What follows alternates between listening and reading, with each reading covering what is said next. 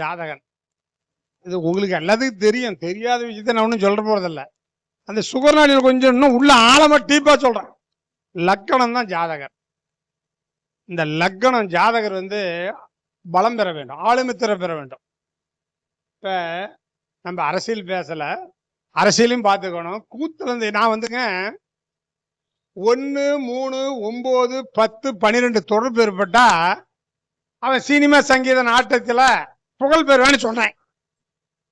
ஈரோட்டில் குரு ஒளிக சனி வாழ்க குடசேகர்னு ஒரு பிரபலமான ஜோசியர் உங்களை மாரி உட்காந்து எந்திரிச்சிட்டார். ஏங்க 1, 3, 9, 10, 12 தொடர்பு ஏற்பட்டா சினிமா சங்கீதம் சொல்லுவீங்க. சினிமா வந்து ஒரு 100 வருஷம் இருக்கும். 150 வருஷத்துக்கு ஒருத்தவங்களுக்கு பிறந்து இப்படி இருந்தா என்ன நடக்கும், எப்படி சொல்லுவீங்கன்னு கேட்டார். மறுக்காத அந்த நிமிஷமே சொன்னேன், தெருக்கூத்தாடி இருப்பாங்க. சினிமா எங்கிருந்து வந்தது? கூத்தம் தானே வந்துச்சு. அது போல நீங்க உலகத்தை எல்லாமே பார்க்கணும், ஆராய்ச்சி. அப்ப லக்கணங்கிறது தான் திறன் படந்து, லக்கணம் தான் ஆளுமை திறமை. லக்கணம், லக்கணாதிபதி, சந்திரன், இந்த 3 தான் நம்ம உடம்பு, உயிர், ஆத்மா. இது 3 பலம் பெற்றா 12 பாவம் உங்களுக்கு சப்போர்ட் பண்ணும். 12 பாவம் உங்களுக்கு சப்போர்ட் பண்ணும். 12 பாவம் சப்போர்ட் பண்ணல அப்படின்னா லக்கணம் கெட்டு போயிடும்.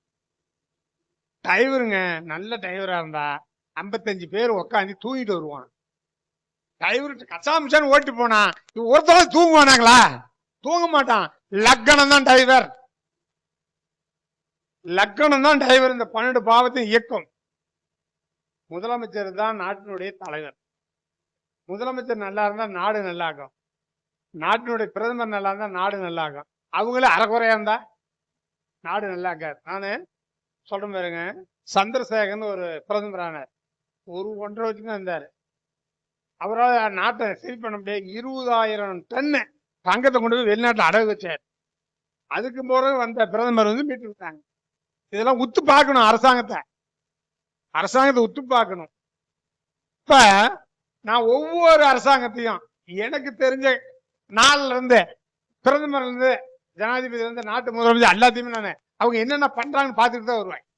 அதுல அரசியலுக்காக நான் பேசல, தெருக்கூத்துக்கும் பேசல. ஜெயலலிதா வந்து ஒரு மாபெரும் வீரமணி அப்படின்னு சொன்னாங்க.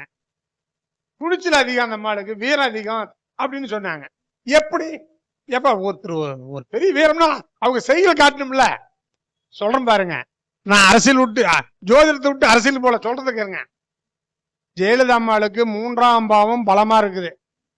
ஜெயலலிதாவுக்கு 3ஆம் அதிபதி யாரு? சூரியன். அவர் பலமா இருக்கிறார். அப்ப 2016ல களத்துல அந்த அம்மா ஒண்டியே நிக்குது. இப்படி தொடை தட்டி இப்படி எங்க எனக்கு எத்தனை அளவுக்கு எதிரியே காணும்னு இருந்துச்சு. ஒத்த பொம்பல் நினைச்சா இல்லையங்கள, ஒரு அம்மா நினைச்சா இல்லையா இந்த நாட்டுல? 136 இடத்துல செவிச்சே இல்லையா? இப்ப அந்த அம்மா பாராட்டணுமா பாராட்டக்கூடாதா? அந்த அம்மாவோட ஜாதகத்துல 3ஆம் இடம் பலமா இருக்குதுங்க. கோச்சியும் தான் சொல்றேன். சோதிடத்துல பாராட்டணுமா பாராட்டக்கூடாதா? பாராட்டணும். மகாபாரதத்துல கர்ணனுக்கு பேரு கை புண் நீக்கிய கர்ண மகாராஜான் பேர். ஏன்னா இவர் மகாபாரதத்தை பத்தி பேசிருக்கிறாரு, பார்த்திருக்கிறேன். பாண்டு மகாராஜனுக்கு கண்ணு தெரியாது, இல்ல திருதராட்டினுக்கு கண்ணு தெரியாது. அவரு ஒரு தட்டத்துல ஒரு சாப்பாடு ஆள்னா அது புழுவா போயிடும். 16 தட்டத்துல சாப்பாடு போட்ட ஒரு நாள் பள்ளி சாப்பிட்டு வருவார். கர்ண எல்லா பிள்ளைகளும் விளையாடிட்டு இருக்கும் போது அவரோட தட்டத்துல போய் பந்து விழுந்துருது. ராஜா வீட்டுல பந்து தட்டத்துல பந்து விழுந்தா ஓடுவாங்க பிள்ளைங்க. 6க்கு 5வது போய் கர்ண மகாராஜா அண்ணனாரு. அவர் மகாராஜா வந்து கையில் அல்ல புழு ஆகல.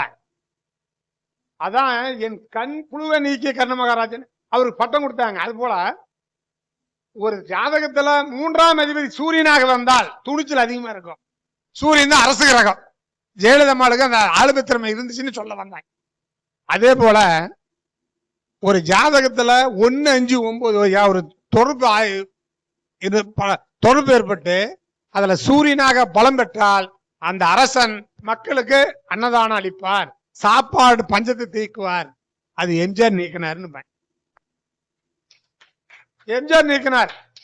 நான் 1977 எனக்கு 18 மேஜர் ஆகி நான் இப்ப இந்த ரிஜிஸ்டர் புக்ல வந்து என் டேட் ஆஃப் பர்த் நான் கொடுத்துக்கிறேன். நான் வந்து எம்ஜிஆருக்கு 1977 ஓட்டு போட்டேன். எம்ஜிஆருக்கு நான் அன்னையில இருந்து மத்திய அரசாங்கம், மாநில அரசாங்கம், தெருக்கூத்து, நாடகம், பொன்னார் சங்கர் கதை, சின்ன பெரிய எல்லா கதையுமே நம்ம கதையெல்லாம் உடனே சினிமாவில் உட்கார வச்சிருவான். அப்ப அது போல உங்களுக்கு 1-5 ஒரு ஜாதகனுக்கு 1-5-9 தொடர்பு ஏற்பட்டா கருணை இருக்கும், தர்மம் இருக்கும், நியாயம் இருக்கும், நீதி இருக்கும். அவங்ககிட்ட 1-6-8 தொடர்பு இருந்தா அவங்ககிட்ட கருணைங்கிறத எதிர்பார்க்க முடியாது, தர்மங்கிறத எதிர்பார்க்க முடியாதுங்க. அதுக்குத்தான் இந்த மாதிரி எல்லா கிரகமும் லக்கணத்துக்கு தொடர்புடையதா, லக்கணம் சார்ந்து இருக்குதான்னு பார்க்கணும். அப்ப நமக்கு லக்கணத்துக்கு யார் யார் தொடர்பு பெறக்கூடாது? 3, 6, 8, 12 சாமி சாமியா இருப்பேன் வராதுன்னு சொல்லி போடணும்.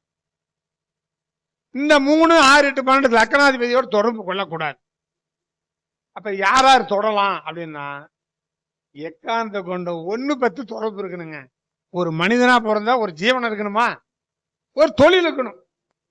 இப்போ 1-10 தொடர்பு ஏற்பட்டாலும் சொல்லுங்க, லக்கண புள்ளி நின்றது 10ஆம் அதிபதி காலில் இருந்தாலும், லக்கணாதிபதி 10ஆம் அதிபதி காலில் இருந்தாலும் நைட்டு பகல இந்த ஜாதகம் வேலை செஞ்சுட்டே இருப்பான். வேலைக்கே அஞ்ச மாட்டான், பயப்பட மாட்டான், கோலையே கிடையாது. ஆமாம்பாங்க, வேலை மேல பிரியம். 1-10 தொடர்பு ஏற்பட்டால் வேலை வேலை வேலை வேலை.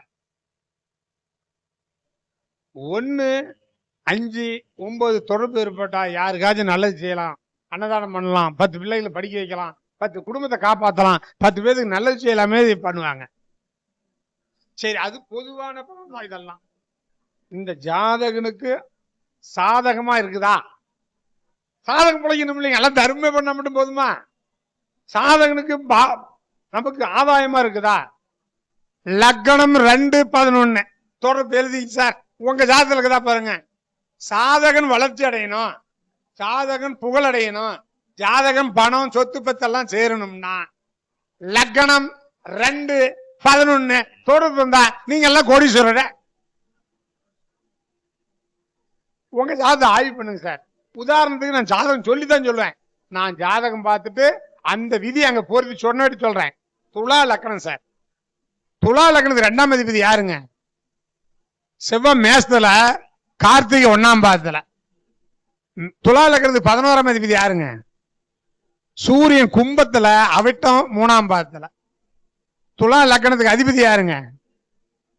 4ல உத்திராடம் 3ஆம் பாதத்துல. 2ஆம் அதிபதி 11ஆம் அதிபதி லக்னாதிபதி பலம் பெற்றிருக்கிறார். நாமக்கல் மாவட்டத்துல ஒருத்தர் ஏழ்மையான குடும்பத்தில் பிறந்தார், இன்னைக்கு 2 லட்சம் கோடிக்கு அதிபதி. அவர் சொல்லிட்டார், நான் ஜாதகம் பார்க்கும் போது என் ஜாதகத்தை எங்கடான்னு சொல்ல, இடி வரட்டும் சிபிஐ வரட்டும் நான் பாத்துக்கிறேன், எல்லாம் முறையா வரி கட்டிக்கிறேன், நீ எங்கடா போய் சொல்லிட்டாரு. 2 லட்சம் கோடிக்கு அதிபதி அவரு, 2 லட்சம் கோடிக்கு அதிபதி. அப்ப 1-5 தொடர்புட்ட பேர் இருக்கும். ஐயா உங்க பேர் சொல்லுங்க. உங்க பேரு தான் ஜெயசூரிய நாராயணன். 1-5 தொடர்புட்ட பேர் இருக்கு, நல்ல மனுஷன். ஆனா உள்ளுக்குள்ள வறுமை இருக்கும். சிவாஜி கணேசன் ஒரு படத்துல வாரி வாரி கொடுத்துட்டு கடைசியில் அவர் அன்னதானத்துக்கு இல்லாத உயிர் விடுவார்ல, அது மேலங்க நீங்க 1-5 தொடர்புட்டா ஊர் உலகத்துக்கு எல்லாம் நல்லா இருக்கு சார், நல்ல பேர் சார், புகழ் சார். ஆனா நாம நல்லா இருக்கணும்ல, நாம நல்லா இருக்கணும், நமக்கு ஒரு விதி வேணும்ல. 2ஆம் அதிபதி 11ஆம் அதிபதி லக்னாதிபதி கேந்திர திரிகோணத்துல ஆட்சி உச்ச நட்பு பெற்றிருந்தால் நீங்க எல்லாமே கோடீஸ்வரர். இப்ப இவங்க எந்த பரிகாரம் பண்ண தேவையில்ல, பூஜையும் பண்ண தேவையில்ல, எதுவுமே செய்யலாம். அவன் பிறப்பு முதல் இறப்பு அவனே கோடீஸ்வரன் ஆயிடுவான்.